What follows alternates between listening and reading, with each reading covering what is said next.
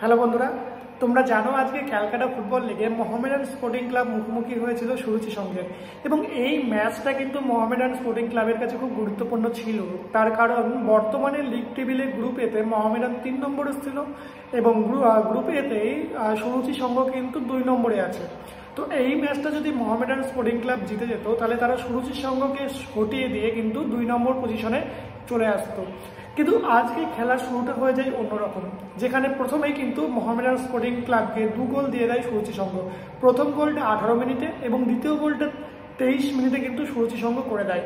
এবং এরপরে কিন্তু 32 মিনিটে মোহামেডান স্পোর্টিং ক্লাবের বামিয়া কিন্তু একটা গোল করে এবং প্রথমার্ধে কিন্তু 2-1 গোলের রেজাল্ট থাকে কিন্তু সুরুচির পক্ষে।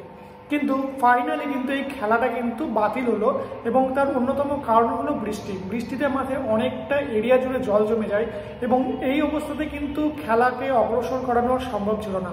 তাই সেই কারণেই কিন্তু খেলাটাকে বাতিল করা হলো এবং এর ফলে কিন্তু সুরুচি এবং মোহামেডান দুজনেই 1 পয়েন্ট করে পাবে, যার ফলে লিগ টেবিলে কিন্তু গ্রুপেতে কোনো পরিবর্তন হবে না। মোহামেডান 3 নম্বর স্থানেই থাকবে এবং সুরুচি সংঘ কিন্তু 2 নম্বর স্থানেই থাকলো।